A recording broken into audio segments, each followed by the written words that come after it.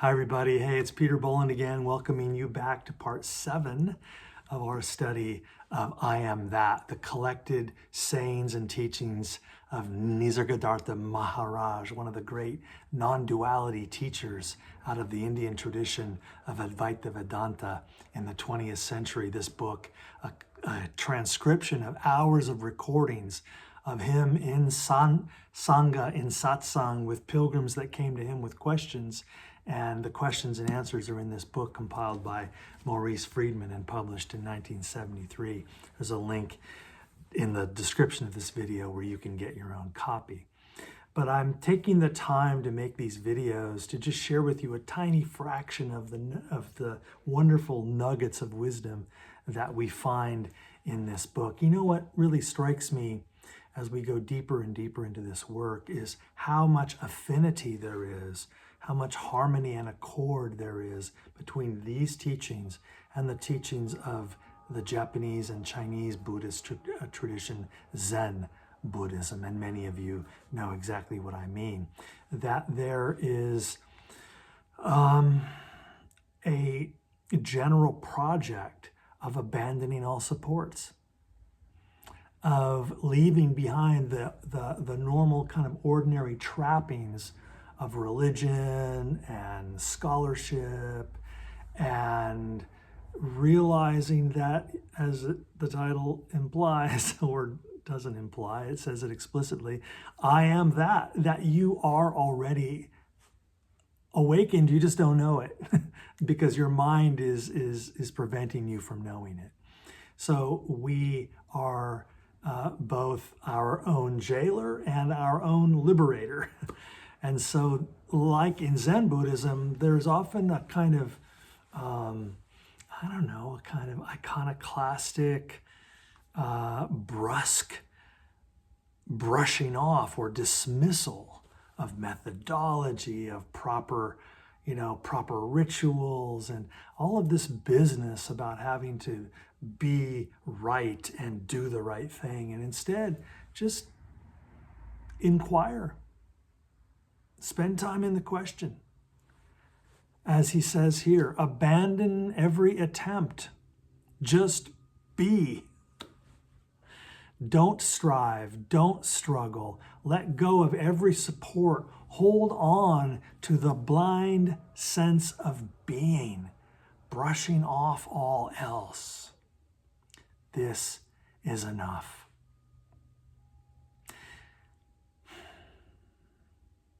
This is a rather perhaps esoteric or advanced spiritual message, because in the nascent early stages of any spiritual progression, there are some things to learn. There's some advice to absorb. Here's what not to do. Here, try this. And just like when you're learning how to cook or ride a bike, there are things to do. And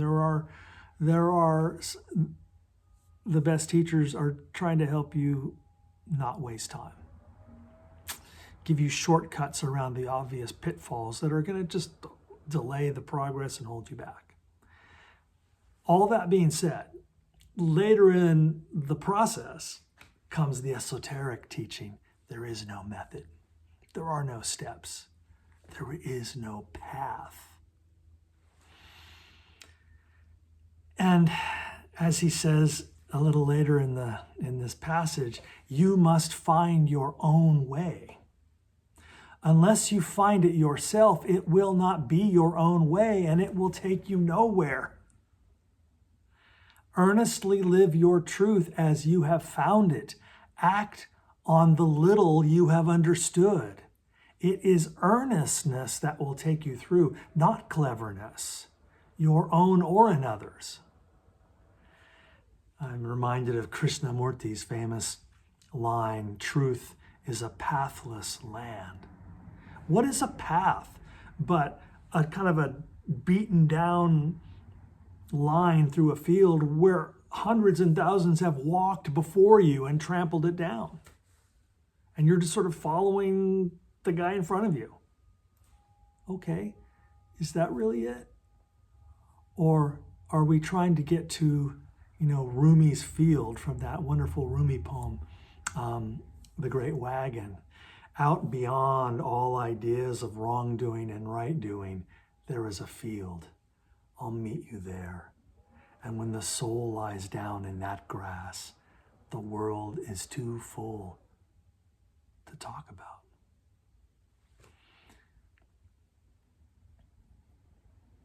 Earnestly live your truth as you have found it. Act on the little you have understood. The emphasis in that sentence is not on understanding, it's on action. None of us ever is going to have omniscience and answers to all of our questions. Move beyond the place where questions have power and enter instead into a kind of agnostic indeterminacy. That seems to be the advice of both Nisargadatta, the Zen Buddhist tradition, and frankly, mystics across all the traditions, Muslim, Christian, Jewish, and everywhere else. And that's been a theme for us, hasn't it, in the work of Nisargadatta. Enamored of the mind, we have fallen asleep into the dream that the mind is somehow going to fix all this for us and solve everything. No. He says, do what you believe in and believe in what you do. All else is a waste of energy. The message of deep authenticity. There is just as much truth welling up in you as there is welling up in anyone else, even the great prophets with entire traditions built around them. Is that blasphemous? In some circles it is. But it is in keeping with the insight of Advaita Vedanta, that all of us are the presence of ultimate reality, of Brahmanatman. And what if the best spiritual practice is a practice that humbles us enough to begin to be able to trust our own inner voice? Do not be afraid of freedom from desire and fear. It enables you to live a life so different from all you know, so much more intense and interesting, that truly, by losing all, you gain all. What if it's just our fear that's holding us back? Our fear of what we really are, our fear of the infinite, boundless depths that we are. And his medicine for that disease is, don't be afraid of freedom from desire and fear. And maybe that's, to put it in a different way, the human condition, that in our fear we run into the arms of any ideology that absolves us of that freedom, that absolves us of that responsibility. Again, the existential philosophy of people like Jean-Paul Sartre and many others makes a similar point, that we are radically free. Our life is a product of our choices. But no, most people don't want to hear that. Oh, I'm not the victim of all these powerful external circumstances that I can use as excuses for why my life isn't what I want it to be? You mean I'm free just to let it all go? That radical freedom in Sartre's philosophy is terrifying, because now suddenly I'm responsible.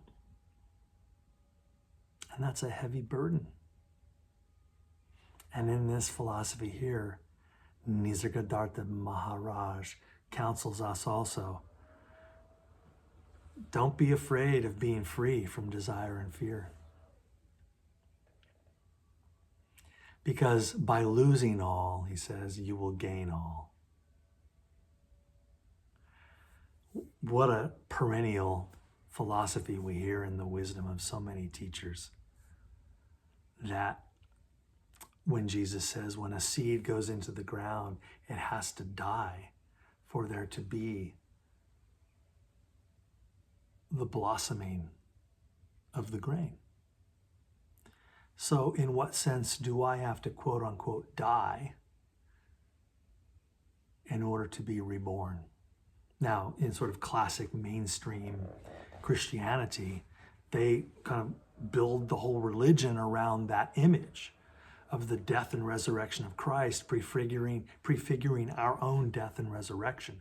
But if you're outside the Christian tradition, or if you don't subscribe to that kind of mainstream view in Christianity, then you begin to see that whole narrative of the dying God motif as a metaphor.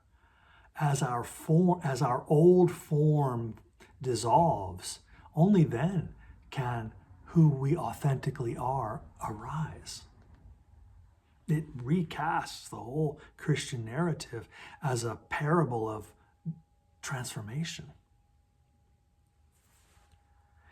Nisargadatta goes on, your being as a person depends on violence to others. Oh, this is going to take a little thinking here. Let me say that again.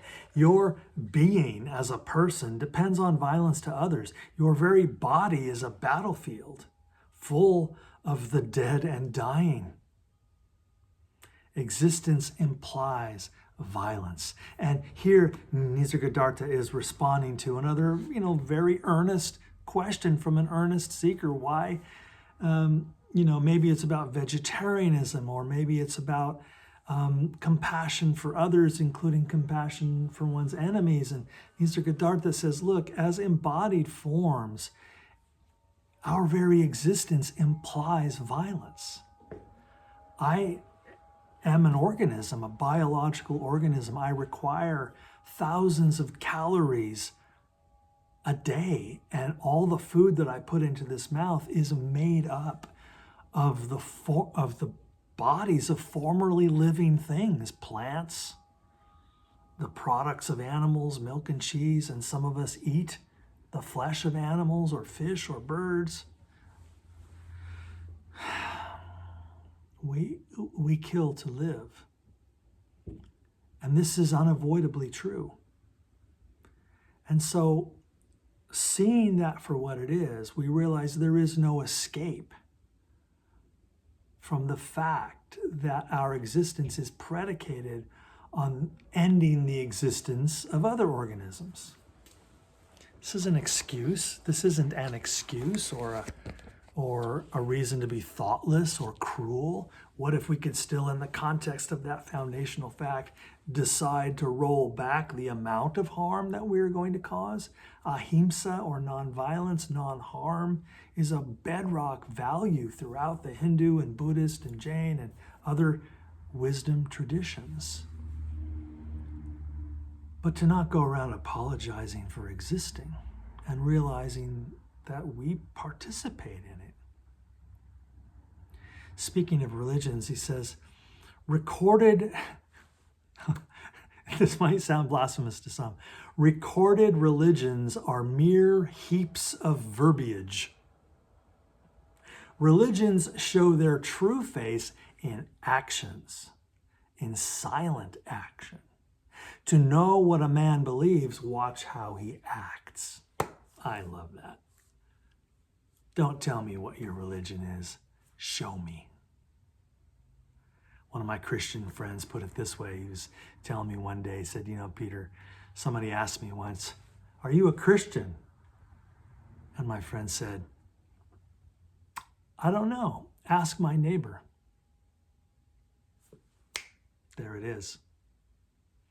What if we all just sort of shut up about what religion we were practicing or following or identifying with, and instead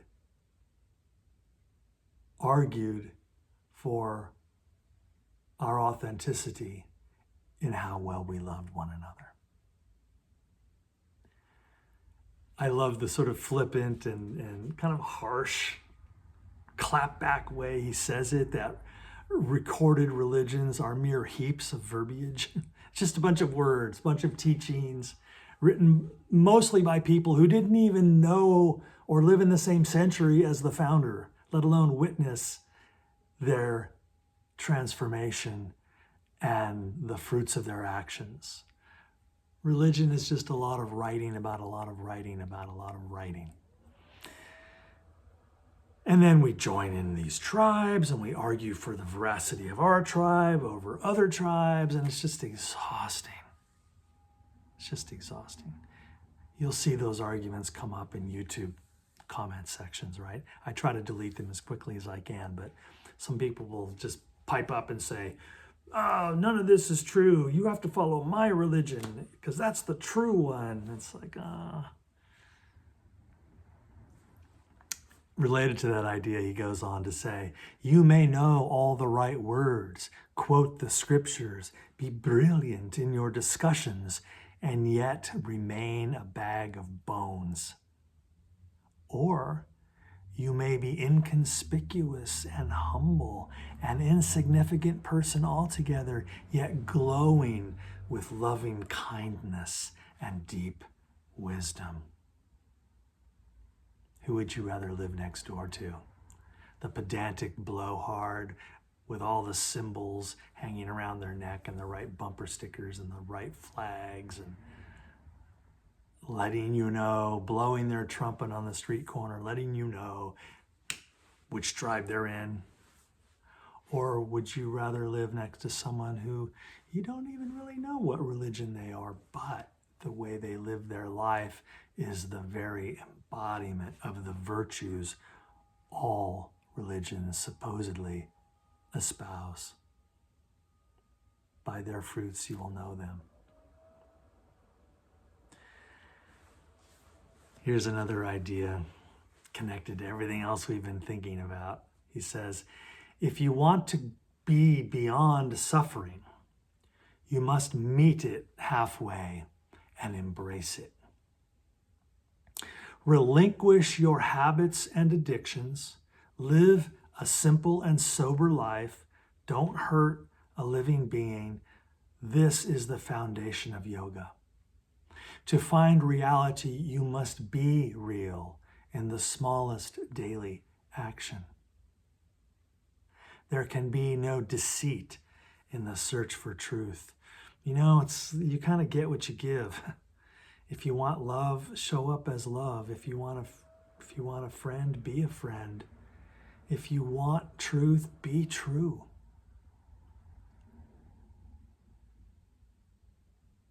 This is the foundation of yoga. To find reality, you must be real in the smallest daily actions.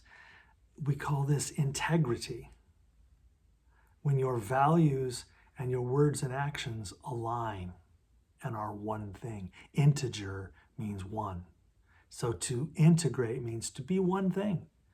And many of us, of course, find ourselves caught in traps of duplicity. We hold these values, but then we act this way. What if we could work closely, as we do in various yogic paths, to let go of bad habits and to take on new good habits? Those first two stages, again, of Ashtanga Yoga. So that I transform my life by letting go of clutter and messiness and self-centeredness and cruelty and thoughtlessness. And I take on the practices of cleanliness, organization, thoughtfulness, mindfulness, compassion, mercy, nonviolence. As much as I can, right? Take perfection off the table. Think about it as incremental, not an on-off switch, but a dimmer switch. Just keep turning that light a little dimmer, turning that dimmer a little brighter every day, every moment of every day. And that is how we are going to get closer and closer. It is only, he says, it is only your self-identification with your mind that makes you happy or unhappy. Rebel against your slavery to your mind. See your bonds as self-created and break the chain of attachment and revulsion. Keep in mind your goal of freedom until it dawns on you that you are already free. That freedom is not something in the distant future to be earned,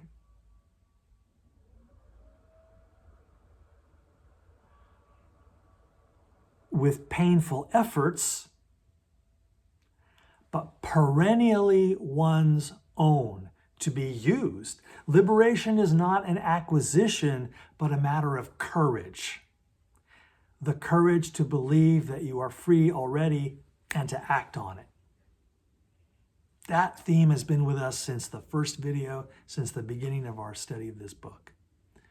Instead of thinking freedom is this sweet prize I'm going to get after a long and painful, arduous process of spiritual progression, and instead stop that and say, I'm going to think about it differently. All I need is the courage to affirm the bedrock reality that I am already free here and now as the presence of the ground of being itself, boundless, eternal, birthless, deathless, ever-present, transformative, liberating, loving kindness. I am that. See you next time in part 8 of our series on the wisdom of Nisargadatta Maharaj. Namaste.